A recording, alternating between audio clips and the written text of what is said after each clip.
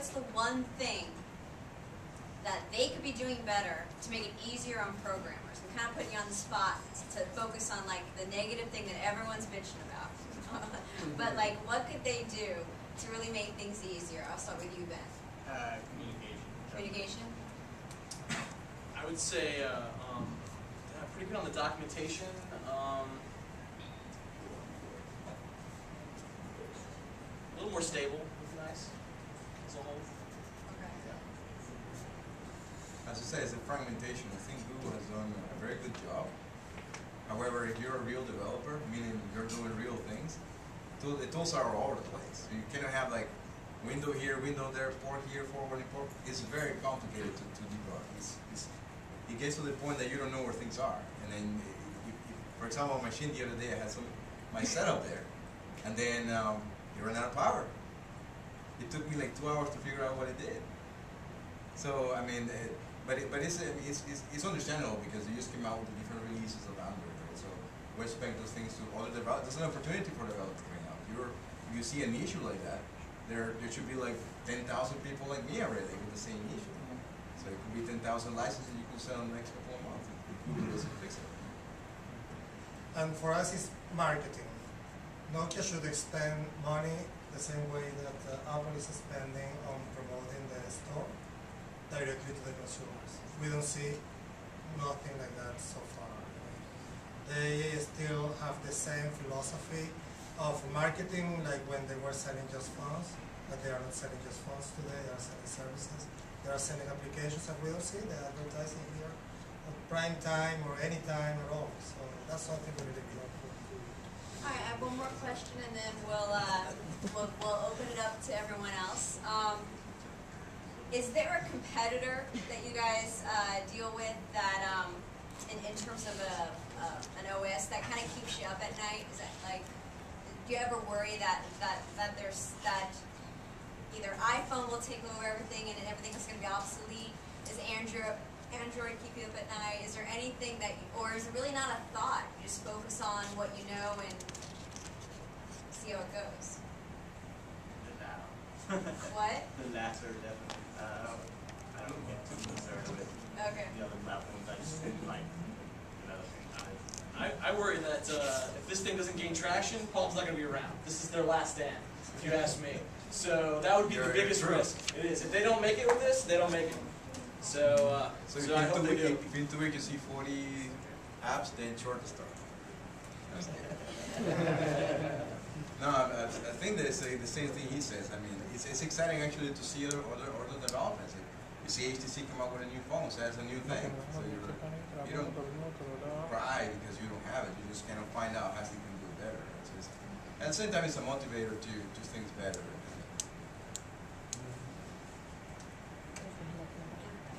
I think in the case of Nokia is its own enemy. It's best. They can do a lot better. It's good to know your enemy. Well, does anyone have any questions for the panelists today? Hi. Oh, and say your name and where you're from in terms of your job. My name is Arsène Labo. I'm a strategic marketing manager for 500 CPG manufacturer in Boca Raton. I read in the press this morning that Apple denied an application from Google, the voice application. So beyond the technical and the consumer side of the approval process, do you guys think that there are underlying business stakes that could block an app from going live on the App Store? They've said time and time again, if they feel that an application replicates existing or future functionality, they have the right to turn it down. So if they're planning on releasing an update in 2 months' time and they're going to introduce a new feature to the OS, and you try and release an app that allows your users to do that same functionality, they'll reject it, and you will never be able to release it. So there isn't a Compass application on there? Because technically, wasn't the update that there was a Compass on the new phone? Or? Well, that's slightly different though, because a lot of the Compass applications are for the lower hardware, and they use like Wi-Fi triangulation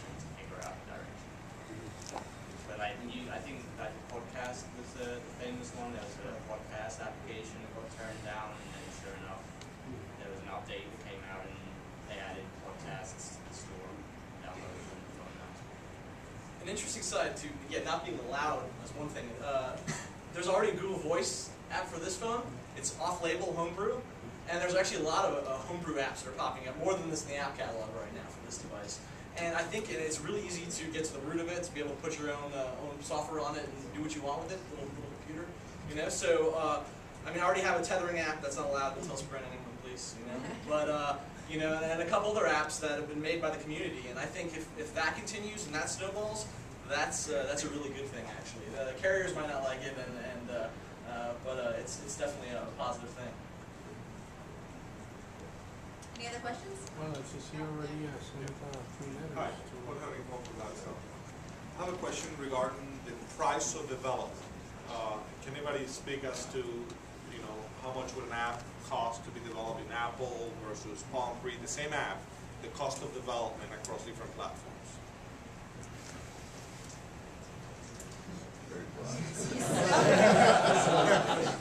That's usually the question for an engineer, right?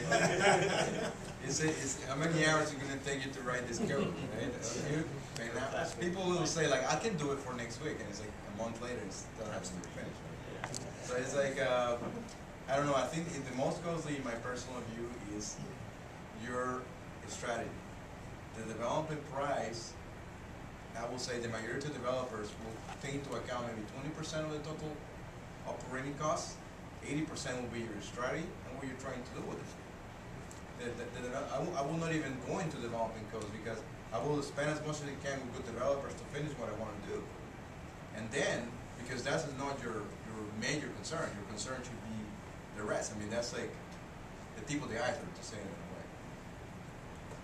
I think you could probably argue that any platform that allows like more web-friendly kind of technologies, like the Palm, you know, you can use CSS and HTML. It's going to be a lot easier to find developers and probably cheaper because there are existing technologies and there's a large amount of people out there that can do that.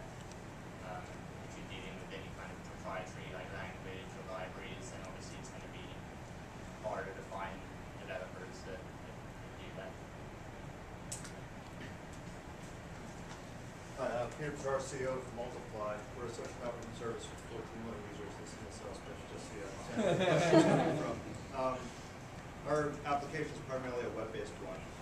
People access it through the web, but also increasingly through mobile devices. And one of the things that we struggle with is how much resources should we devote to the various application platforms. Now, conventional wisdom is that 6 different platforms, or 6 major platforms today, they can't all survive. 6 is just too many.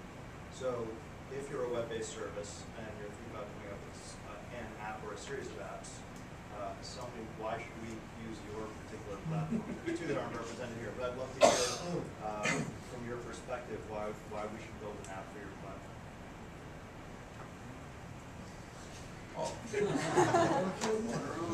Motorola.